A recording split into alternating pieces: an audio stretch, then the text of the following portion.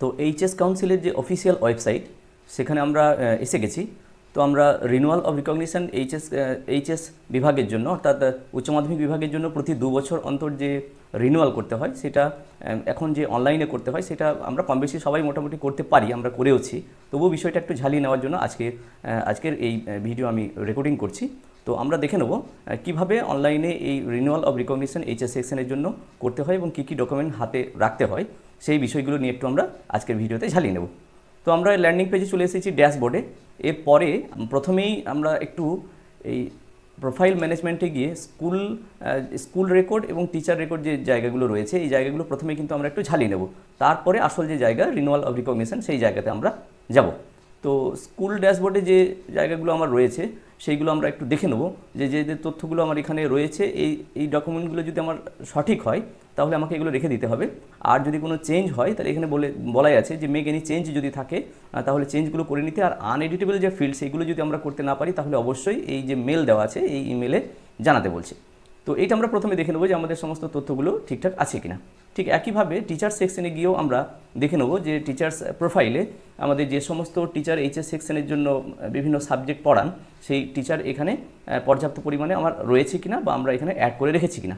যদি না থাকে তাহলে সেক্ষেত্রে হয়তো দেখা গেল কোনো একটা সাবজেক্টের টিচার এখনো অ্যাড করা হয়নি, তাহলে এই অ্যাড বাটনে গিয়ে আমরা অ্যাড করে নিতে পারবো। তো এই জায়গাগুলো আমাদেরকে দেখে নিতে হবে। এরপরে আমরা চলে আসছি ফর্ম স্কুল অ্যাপ্লিকেশন।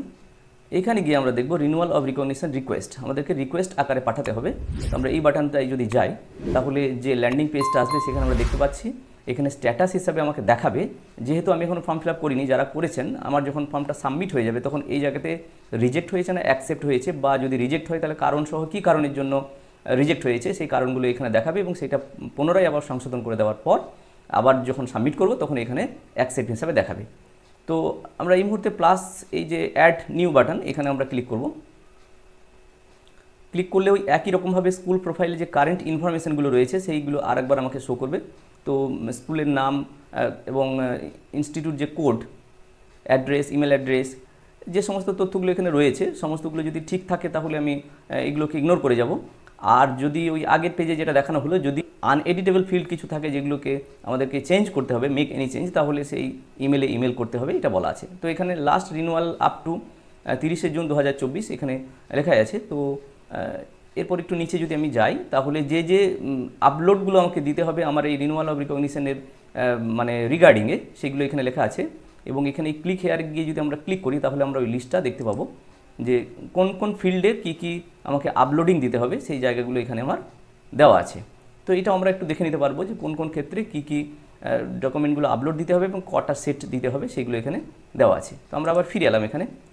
এখানে একটা জিনিস একটু মনে করিয়ে দেওয়া দরকার, বা আপনারা জানেন সবাই যে আপলোডিংগুলো এখানে দিতে হবে সেগুলো যদি একাধিক হয় তাহলে মানে একসঙ্গে ক্লাবড টুগেদার একসঙ্গে করে একটা সিঙ্গেল পিডিএফ ফাইলের মধ্যে করে রেখে দিতে হবে আগে থেকে, সেইটা এখানে বলা আছে। তো ম্যাক্সিমামগুলো যদি আমাদের এমন হয় যে একাধিক ডকুমেন্ট আমাকে আপলোড করতে হচ্ছে তাহলে সেইগুলো অবশ্যই আমরা একসঙ্গে ক্লাবিং করে রেখে দেবো, আগে থেকে সেভ করে রেখে দেবো এবং নাম দিয়ে সেভ করে রেখে দেবো যাতে করে আমাদের খুঁজে নিতে অসুবিধা না হয়। আর একটা বিষয় এখানে লেখা আছে যে 10 কেবি থেকে 1000 কেবির মধ্যে কিন্তু এই ক্লাবিংটা সিঙ্গেল পিডিএফের মধ্যে করতে হবে। তো আমি যেমন একটু যদি দেখাই আমি কিন্তু ডেস্কটপের মধ্যে এই সেভ করে রেখে দিয়েছি একদম নাম দিয়ে কোনগুলো আমাকে, এবং এখানে দেখতেও পাচ্ছি 1000 কেবির মধ্যে আমার সাইজগুলো করে রেখে দিয়ে আমি আগে সেভ করে রেখে দিয়েছি যাতে করে আমার খুঁজে নিতে অসুবিধা না হয়। তো এইভাবে আপনারাও যাদের রিনিউয়াল আছে যারা অনলাইনে করবেন আপনারা এইভাবে করে রেখে দেবেন। তো আমি ফিরে চলে আসছি আবার ওই পেজে। তো এখানে এবার আমরা এই আপলোডিংগুলো দিতে শুরু করব। তো যাদের ক্ষেত্রে যে সমস্ত স্কুলের মানে যে ফরম্যাটগুলো প্রয়োজন সেই ফরম্যাটগুলো এখানে একটা সিঙ্গেল পিডিএফ বা ফাইলের মধ্যে ক্লাবিং করে দিতে হবে। তো আমরা দেখে নেব কোনগুলো আমার স্কুলের ক্ষেত্রে প্রযোজ্য, বা আপনাদের যেগুলো প্রযোজ্য সেইগুলো অবশ্যই ওই সিঙ্গেল পিডিএফের মাধ্যমে কিন্তু করে রেখে দেবেন আগে থেকে সেভ করে। তো আমি আস্তে আস্তে আমার যে প্রয়োজনীয় যে সমস্ত আপলোডিং সেগুলো আমরা দিয়ে দিচ্ছি। তো প্রথমেই HM ডিক্লারেশন রয়েছে RRHD ফরম্যাটে, সেটাও করে রেখে দেওয়া হয়েছে আমার, তো সেটাও আমরা এখানে দিয়ে দেবো। বাকি GCDL, RTCL যে সমস্ত ফরম্যাটগুলো যাদের ক্ষেত্রে যেগুলো প্রয়োজন সেইগুলো অবশ্যই এখানে আপলোডিংগুলো দিয়ে দিতে হবে। তো আমি দিয়ে দিচ্ছি। তো প্রথম আপলোডিং দিলাম, এখানে নামটা শো করছে, মানে এখানে আপলোডিংটা আমার নিয়ে নিয়েছে। এরপরে যেগুলো আমার প্রযোজ্য সেইগুলো আমরা এখানে দিয়ে দেবো। যেমন পরেরটায় আসছি কন্ট্রাকচুয়াল টিচার, আমার নেই, মানে এটা প্রযোজ্য নয় আমার ক্ষেত্রে। পরেরটা আসছি পার্ট টাইম টিচার্স, এটাও আমার ক্ষেত্রে প্রযোজ্য নয়। তারপরেরটা আসছি পিটিসিএল, মানে part time teachers consent letter, এবং এখানে আরেকটা অপশন দেওয়া আছে consent of permanent teachers from normal section. তো এখানে আমার একাধিক টিচার নর্মাল সেকশনে আছেন যারা এইচএস সেকশনে বিভিন্ন সাবজেক্টগুলো পড়ান। তো এনএসসিএল এই ফরম্যাটে আমি ক্লাবিং করে আমার যে প্রয়োজন যে সমস্ত টিচারগুলো আছেন ওনাদের ডকুমেন্ট আমি এখানে রেখে দিয়েছি। তো এইটা আমরা এখানে নিয়ে নিচ্ছি। তো এটাও এখানে নিয়ে নিয়েছে, দেখতে পাচ্ছি আমরা। এরপরেরটাই আসছি last qualification document part time টিচার্সদের জন্য। তো সেটা পার্ট টাইম টিচার যাদের যে সমস্ত ক্ষেত্রে প্রযোজ্য তাদের ক্ষেত্রে এইটা লাস্ট কোয়ালিফিকেশানগুলো লাগবে। তো এইটা আমার ক্ষেত্রে প্রযোজ্য নয়। এরপরে চলে আসছি last renewal of recognition permission letter, আগেকার যে পারমিশন লেটারটা আছে, এবং অ্যাপ্রুভাল কপি দিতে বলা হচ্ছে কাদের, all permanent teachers mention in RRHD, অর্থাৎ RRHD ফরম্যাট এই যে দেওয়া হলো, এইখানে যে সমস্ত টিচার আমার মেনশন করা আছে যতগুলো, সমস্ত টিচারেরই আমাদের অ্যাপ্রুভাল কপিগুলো এখানে দিতে বলা হচ্ছে। তো সেটাও আমরা এখানে নিয়ে নিচ্ছি। তো এটাও দেখলাম নিয়ে নিয়েছে, কারণ 10 KB থেকে 1000 KBর মধ্যে যদি সিঙ্গেল PDF ফাইলের মধ্যে ক্লাবিং করা থাকে তাহলে অবশ্যই এটা নিয়ে নেবে। তো আমার যে সমস্ত ফিল্ডগুলো আমার স্কুলের ক্ষেত্রে প্রযোজ্য এবং এগুলো প্রযোজ্য নয় সেগুলো আমি লিভ করে গেলাম। তো এবার আমরা সাবমিট দেব।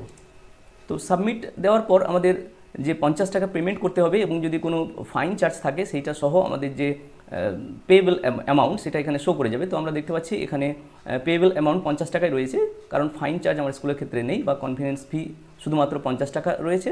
ডিলে চার্জ বা অন্যান্য চার্জ যেগুলো আমার নেই, শুধুমাত্র কনভেনিয়েন্স ফি 50 টাকা এইটাই শো করছে। তো আমাদেরকে এখানে পে করে নিতে হবে।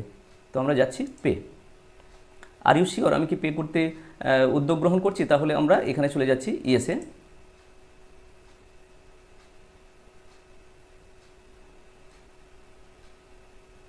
এবার রিডাইরেক্ট করে নিয়ে চলে যাবে পেমেন্ট গেটওয়ে পেজে, মানে কী কী মাধ্যমে আমরা এই পেমেন্টটা করতে চাইবো সেই গেটওয়েতে আমাদেরকে রিডাইরেক্ট করে নিয়ে চলে যেতে চাইছে।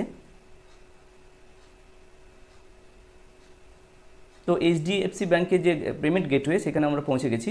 তো 50 টাকা বাঁ দিকে আমরা order number transaction ID create হয়ে গেছে।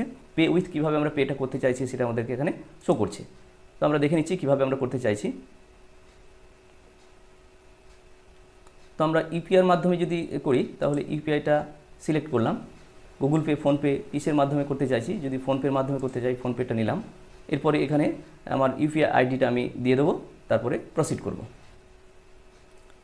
তো এখানে ভেরিফাই করলাম, ভেরিফাই করে ব্যাংকের অ্যাকাউন্টে যে নামে আছে সেটার নামও শো করে গেছে।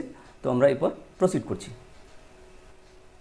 তো এখানে ইউপিআই যে নাম্বার আমি দিয়েছি আমার মোবাইলে মেসেজও চলে এসেছে।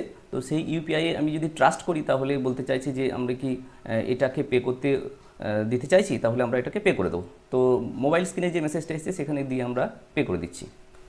তো মোবাইলে আমি ওকে মেরে আমরা পেমেন্টটা করে দিয়েছি। পেমেন্ট এখানে দেখাচ্ছে স্ট্যাটাস সাকসেস হয়ে গেছে, এবং এখানে ট্রানজ্যাকশন আইডিও দিয়ে দিয়েছে। পেমেন্ট স্ট্যাটাস এখানে সাকসেস। গো টু ড্যাশবোর্ড, আমরা ড্যাশবোর্ডে ফিরে আসছি। তো আমরা ড্যাশবোর্ডে ফিরে এলাম এবং রিনিউয়াল অফ রিকগনিশন রিকোয়েস্টের যে পেজ সেই পেজে যদি আমরা আসি তাহলে এখানে আমরা দেখতে পাচ্ছি যে আমার একটা ফর্ম এখানে সাবমিট হয়েছে পেমেন্ট সহ, এখানে দেখাচ্ছে ফর্ম আইডি এখানে দেখিয়ে দিচ্ছে। তার মানে আমার এই যে রিনিউয়াল অফ রিকগনিশনের যে রিকোয়েস্ট সেই রিকোয়েস্ট আমার সাবমিট হয়ে গেছে, এখানে এটা আমার এখানে শো করছে। তো এখানে অ্যাকশন বাটনে ভিউ আছে, ভিউ বাটনে গিয়ে যদি আমরা দেখি তো এখানে দেখতে পাচ্ছি আমরা যে ডকুমেন্টগুলো আপলোড করেছি সেই আপলোডেড জায়গাগুলো আমাকে এখানে দেখাচ্ছে, এইগুলো আমরা আপলোড করেছি। তো এটা যদি প্রিন্ট নিতে চাই এখানে প্রিন্ট অপশনে গিয়ে আমরা প্রিন্টটা নিয়ে নিতে পারবো। তো এইভাবে আমরা পুরো কাজটা করে নিতে পারবো। রিনিউয়াল অফ রিকগনিশন যে রিকোয়েস্ট সেটা আমি অনলাইনে কীভাবে করতে হয় লাইভ দেখানোর চেষ্টা করলাম। তো আশা করি এটা অনেকের কাজে লাগতে পারে। তো যদি কাজে লাগে এবং ভালো লাগে তাহলে অবশ্যই লাইক, শেয়ার, কমেন্ট তো করবেনই, এবং চ্যানেলে সাবস্ক্রাইব যদি না থাকে তাহলে চ্যানেলটা অবশ্যই সাবস্ক্রাইব করে রাখবেন। সকলে ভালো থাকুন, সুস্থ থাকুন, সকলকে ধন্যবাদ।